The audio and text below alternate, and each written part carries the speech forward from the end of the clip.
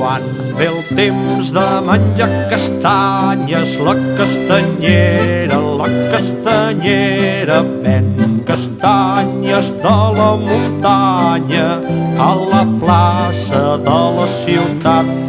La camisa li va petita, la faldilla li fa campana, les sabates li fan cloc-cloc i el ballar sempre gira i sí.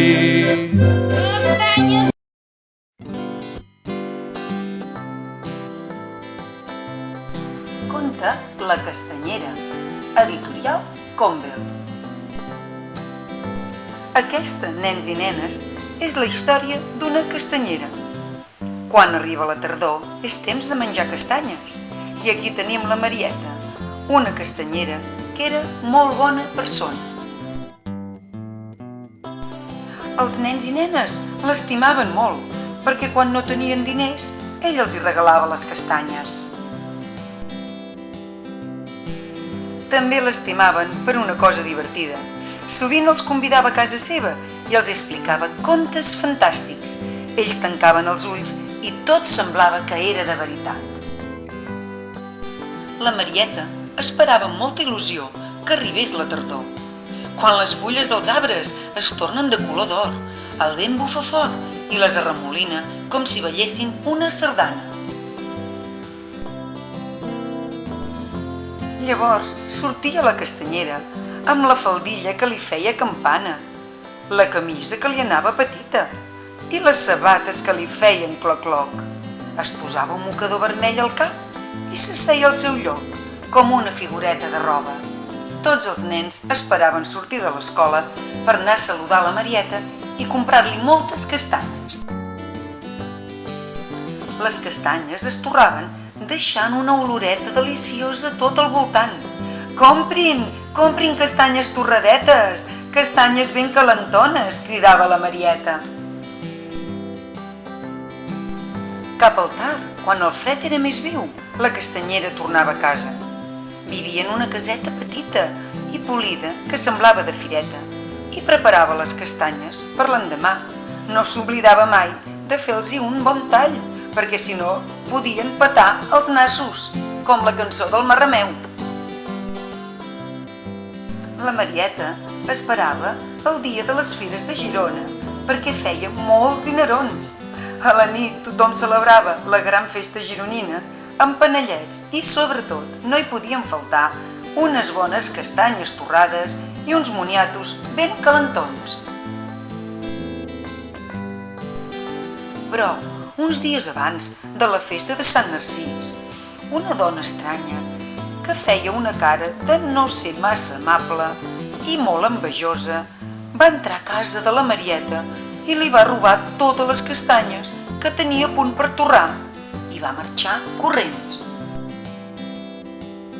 La Roseta era una altra castanyera, però era una dona trista i rabiuda, una dona solitària.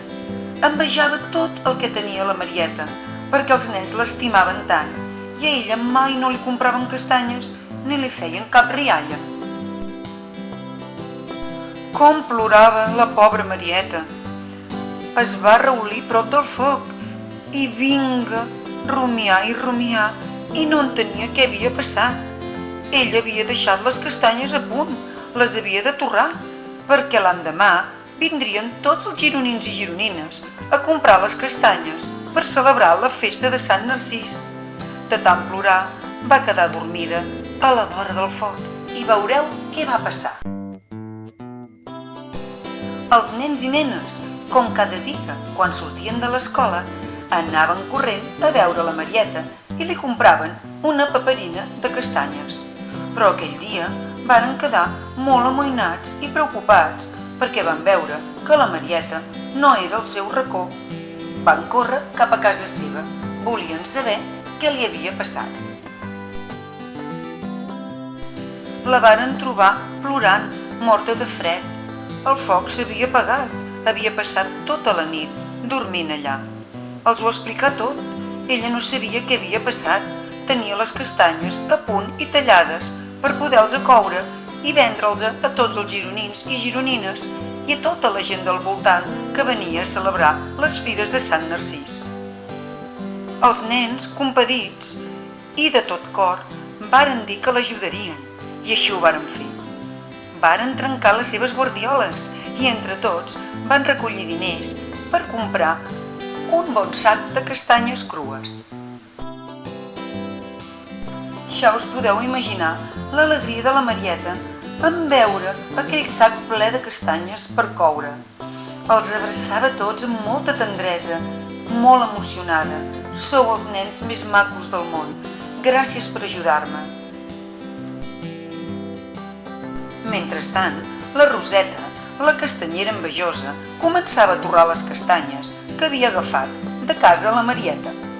De cop, per una estranya màgia, començaren a saltar fent uns espetecs terribles, amunt, avall, un costat, a l'altre, fins i tot rodolaven carrer avall. I una de les castanyes li va petar el nas. Tothom fugia. Cames, ajudeu-me! Socor, què passa aquí? La Roseta va dir: això és un càstig pel que he fet. Jo no havia d'haver agafat mai les castanyes de la Marieta. I adonant-se que havia fet una cosa que no estava gens bé, va anar a buscar a la Marieta i li va demanar perdó. La Marieta era tan bona persona que la va abraçar i li va dir que sempre serien bones amigues i a partir d'aquell moment vendrien castanyes totes dues juntes.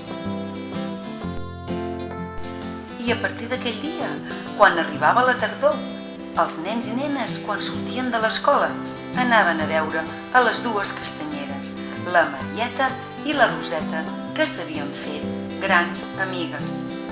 Ara, quan siguin les fires de Sant Narcís, mireu si les trobeu. Ben segur que hi ha una cua de gent molt llarga que espera comprar les seves castanyes. I vet aquí una castanya, i vet aquí un gat, que aquest conte s'ha acabat. I vet aquí un gat, i vet aquí una castanya, que el que és bo sempre guanya. Torrem, torrem, torrem castanyes a la voreta del foc. Torrem, torrem, torrem castanyes, que n'hi hagi per a tots. Torrem, torrem, torrem castanyes a la voreta del foc. Torrem, torrem, torrem castanyes, que n'hi hagi per a tots.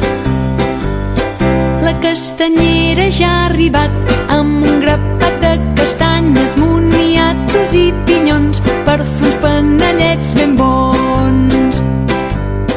La castanyera ja ha arribat amb un grapat de castanyes, moniatos i pinyons per fer uns panellets ben bons.